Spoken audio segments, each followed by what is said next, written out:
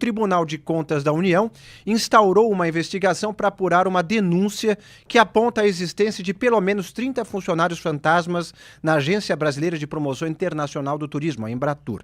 A autarquia comandada pelo ex-deputado federal Marcelo Freixo. A denúncia também está nas mãos do Ministério Público Federal, que já instaurou o procedimento prévio para análise de informações.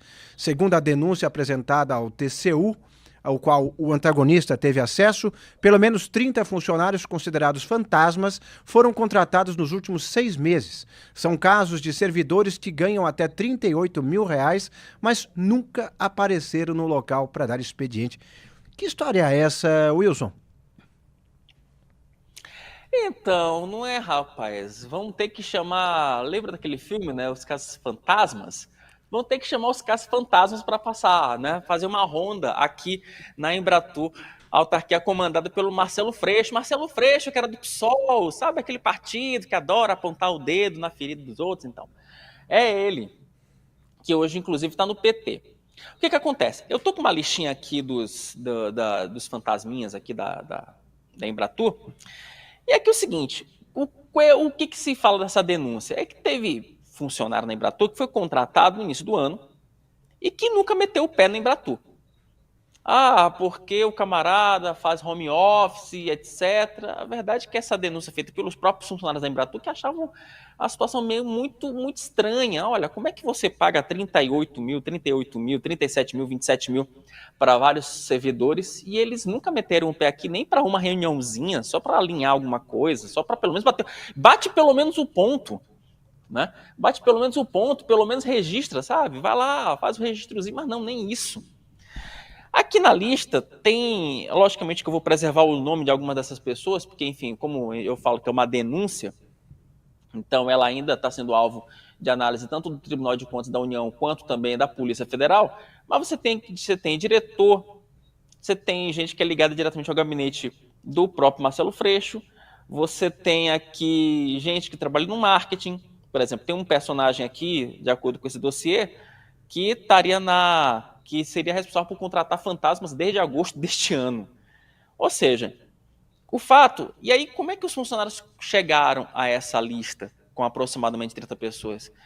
Não só pelo fato dessas pessoas serem nomeadas pelo Diário Oficial e não darem expediente na Embratur, como também pelo fato de que algumas ali estavam com atividades paralelas durante o expediente. E aí, amigo, não tem muito o que fazer, não é? Aí fica difícil de defender. Mas o fato é que o Marcelo Freixo, neste ano de 2024, já dispensou 5 dessas pessoas, desses fantasminhas, não é? Lá na Embratur. Ele disse para o jornal O Globo que, olha, não tem fantasma, isso não é nada, estou aqui já monitorando quem de fato trabalha, quem não trabalha, quem foi dispensado não foi porque necessariamente não dava expediente, mas eram por pessoas que tiveram um baixo rendimento. O fato é que o caso agora está na mão do TCU e na mão do Ministério Público Federal para que seja passada a limpa essa história. O fato é que o Freixo, nesse momento, que é um dos homens, né, que sempre apontou o dedo, né, para o erro dos outros, agora vai ter que se explicar direitinho sobre digamos que essa situação no mínimo curiosa lá na Embratur, meu caro Inácio e Rodolfo. Muito bem. Rodolfo Borges, boa tarde. Como é que você vê essa situação? Boa tarde, Inácio. Boa tarde, Wilson e quem está assistindo a gente. É o que a gente já falamos um pouco sobre isso em relação ao Boulos, né, Guilherme Boulos. Quando o político ele faz essa carreira apontando o dedo, é mais difícil na hora em que o dedo está apontado para ele. Então espera-se mais do tipo de gestor como o Marcelo Freixo do que de outros, com os quais a gente já está acostumado a desconfiar em relação a especificamente atitudes administrativas. Então, assim, óbvio, tem que se investigar. A questão é que o Freixo está nesse processo de, vamos falar assim, desesquerdização, né? Porque era muito radical e agora assumiu uma empresa pública, está trabalhando, não só reclamando, ele precisa responder. E de fato, assim, agora é esperar a investigação, faz parte, assim. Ela tem um peso maior, essa denúncia, porque ela foi feita pelos próprios funcionários.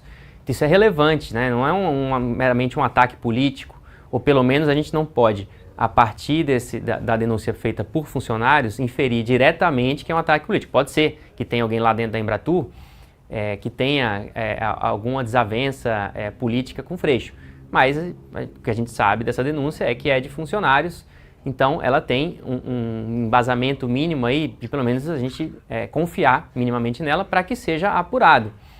E aí que o TCU apure. Eu só queria um tempinho rapidinho para falar, já que a gente falou de TCU, e a primeira denúncia com que a gente abriu o programa hoje, uma denúncia, a primeira requisição que o TCU fez, o Furtado fez para cancelar salário, para parar o pagamento, assim, o TCU, me parece que a atuação dele nessa questão da Embratur é mais clara do que na questão do pessoal que está sendo investigado por tentativa de golpe de Estado. Eu até entendo o argumento de que se essas pessoas participaram de algo que não deviam e estavam ali mancomunadas para derrubar o Estado brasileiro, fazer um golpe, que elas não mereçam receber os seus rendimentos. A questão é que isso ainda nem foi julgado. Então é complicado, de fato, suspender os pagamentos enquanto o processo está correndo. Talvez fosse até o mais lógico de se fazer, mas é uma questão que assim, é preciso respeitar minimamente também os protocolos. Talvez até que eles, seja o caso de depois de condenados, que eles tenham que ressarcir o Estado brasileiro daquilo que eles receberam durante esse período, mas fazer isso no meio do caminho pode ser um exagero. Vamos acompanhar, mas como disse o próprio Wilson, em determinado momento foi apontado que algumas dessas pessoas estariam claramente trabalhando em outras coisas, né? Teria essa duplicidade. Enfim, nem todos devem estar sob esse mesmo aspecto de risco, mas vamos aguardar e agora vamos falar... Diga lá, Wilson. Antes da gente virar a página para o assunto lá dos bastidores. Marçal, a gente entrar nos bastidores, né? Eu só aproveitar para complementar, porque o Rodolfo ele fez ele pontuou algo que é importante, porque esses dois casos que abriram o jornal, eles têm um eixo muito parecido. É porque é o seguinte, não é, Inácio? Nos dois casos, você tem integrantes da administração pública que estão fazendo não só o que não devem, como no horário em que não devem. Aí que tá. Essa questão. Quando o Rodolfo fala muito bem ali na primeira parte do bloco, olha, sobre o pedido do Lucas Furtado relacionado a essa turma que planejou um golpe de Estado, é bom lembrar que eles estavam trabalhando, não era no pós-expediente, foi durante o expediente, horário comercial. Então, esse que é o raciocínio do Lucas Furtado, quer dizer que o Estado estava pagando para essas pessoas tramarem contra o próprio Estado, mas nesse ponto o Rodolfo também está correto, meu caro, porque é o seguinte, o TCU, logicamente que ele tem aí, quando você pede uma liminar, né, você tem um efeito prévio quando há uma possibilidade de você não pagar por algo. Eu vou trazer um exemplo. Uma coisa, por exemplo, foi quando o Tribunal de Contas da União ele interveio naquela mega licitação do SECOM, processo que nós revelamos aqui em O Antagonista. Ali era um processo incipiente. Ali fazia um pouco mais de sentido você obter uma liminar, porque era um dinheiro que ainda estava nos cofres públicos, que estava em vias de ser pago por um processo que comprovadamente tinha sua mácula. Essa é uma questão, não é? Outra questão é essa que o Rodolfo apontou. Quando você fala de salário desses servidores, por mais que eles estejam envolvidos numa trama considerada criminosa, essas pessoas elas já receberam o dinheiro. O dinheiro já foi pago. Então, nesse caso, o que você tem é o ressarcimento. Você evitar, por exemplo, você trabalhar para não pagar o salário, você entrar com uma ação para evitar que o ex-presidente da República não receba o salário dele pelo fato dele ser dirigente partidário, não me parece, nesse caso específico, uma medida correta, como bem falou Rodolfo, porque aqui você não está prevenindo o pagamento por uma ação escusa, porque teoricamente essa ação já aconteceu, já ocorreu, né? Isso de acordo com a Polícia Federal. Então, Inácio, então me parece que nesse caso aí o TCU acho que é uma medida preventiva, mas que ela chega nesse momento tarde demais. Pois é, e nós vamos continuar acompanhando esse caso, aliás, os dois casos que a gente trouxe hoje sobre o TCU, para ver como cada um vai se desdobrar e suas diferenças de tratamento, já que um atinge pessoas não alinhadas ao governo atual, o outro, em tese, a pessoas alinhadas. Vamos ver se o tratamento é idôneo em todos esses dois processos.